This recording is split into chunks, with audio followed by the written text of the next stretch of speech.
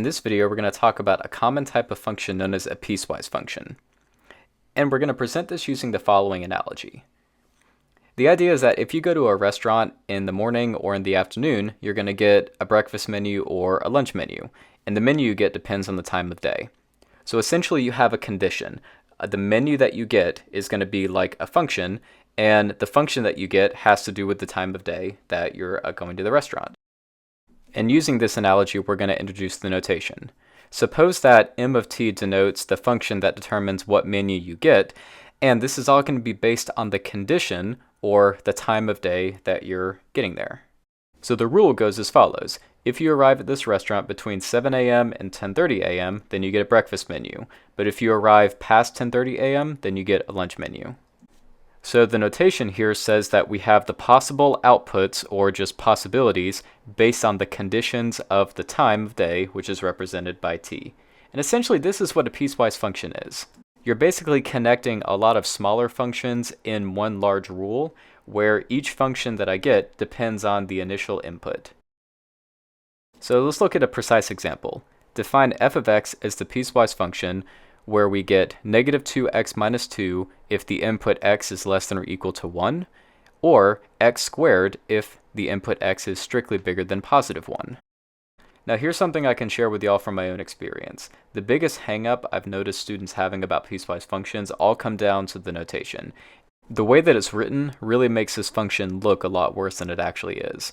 Truthfully speaking, this function is all bark and no bite. But we're going to break it down for you in the following way. This is called a piecewise function because it is made of individual pieces. Those pieces are the linear function, negative 2x minus 2, and the parabola, x squared. What we're going to do is plot them both on the same xy plane and let them just kind of overlap with each other. Those conditions on the right, the ones that say if x is less than or equal to negative 1 or if x is bigger than positive 1, those are going to govern which portion of the number line each piece is going to be drawn on. The values negative 1 and positive 1, the ones that show up under these conditions, are known as breakpoints. And the inequalities are going to help us draw our graphs. Whenever I see a less than or equal to or a weak inequality, that's going to correspond to a closed circle on our graph. Likewise, a strict inequality will correspond to an open circle on the graph. Since that first piece, negative 2x minus 2, is drawn whenever x is less than negative 1, let's highlight that portion of the number line. And then we're going to put a closed circle where that part of the graph seems to end. And we'll do the same thing for the second piece. We draw x squared when x is strictly bigger than positive 1 and put an open circle at the corresponding location. Now this graph sketch is really just trying to get us an idea of what this function is going to look like. Let's figure out where these points live. Plug negative 1 into negative 2x minus 2, and then plug positive 1 into x squared. This will give us the corresponding y value so we know exactly where these points are supposed to be. So now that we have an idea of what portion of the number line each piece is drawn over, let's draw another graph to the right and make this reality.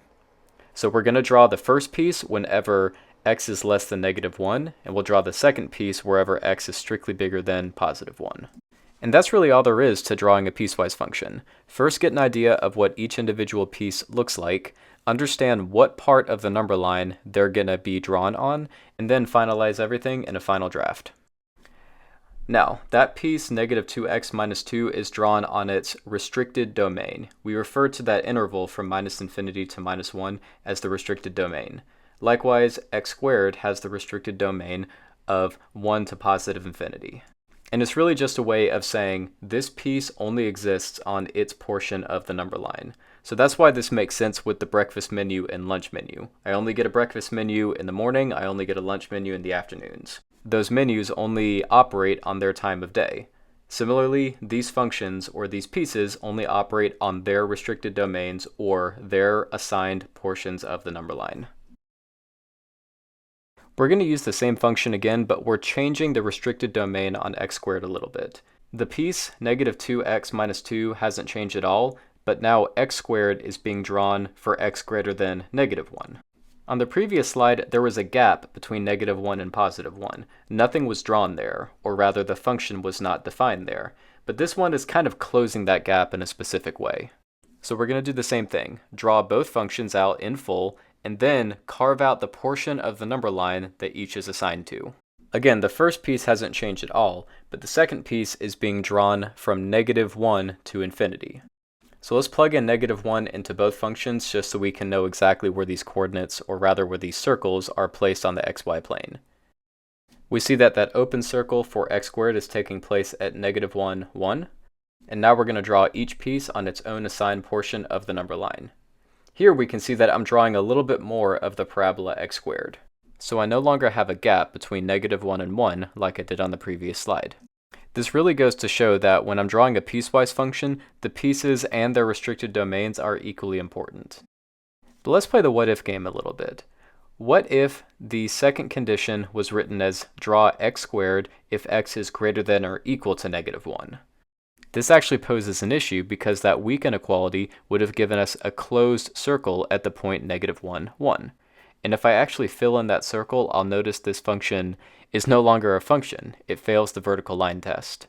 So when defining piecewise functions, one has to take care to make sure that this doesn't happen. I pretty much can't have two weak inequalities happening around the same breakpoint because that corresponds to two overlapping closed circles on the graph, which would automatically make us fail the vertical line test. And with this idea of piecewise functions, we can define the absolute value function. This is the function f of x equals to the absolute value of x, which is defined as -x if x is less than 0, or x if x is greater than 0. So essentially, the absolute value function always returns 0 or a positive value. So if I give a negative value to the absolute value function, it will multiply it by another negative and return a positive value. That's what that first condition is telling us. Likewise, if I give it a number that's 0 or positive, it'll just return the same number. So now if we draw each function on its own portion of the number line, we'll get this V shape, where I have a 90-degree angle between these two diagonal lines. And one thing that's nice about these absolute value functions is they have a rule that kind of behaves like vertex form with quadratics. The absolute value of x clearly has a lowest point which behaves like a vertex. So just as an exercise, consider the function g of x equals the absolute value of x plus 1 minus 2.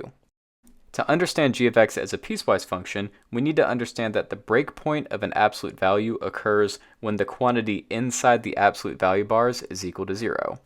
So for us, that happens where the quantity x plus 1 is equal to 0, which is the same thing as x equaling to -1. This tells us that the breakpoint of this piecewise function is -1. So we are going to take that quantity inside the absolute value and multiply it by -1 or by +1 to get the following pieces. We'll get -1 times x minus 1 minus 2 if x is less than -1, or x plus 1 minus 2 if x is greater than or equal to -1.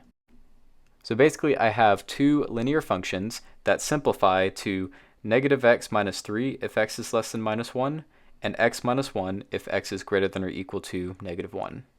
And graphing these functions on the restricted domain is going to give us the following picture. Notice that this graph has a lowest point of -1, +2. And if we look at g of x itself, this is very reminiscent of a quadratic written in vertex form. So whenever you have to graph an absolute value function, you can think of it a lot like graphing a quadratic in vertex form.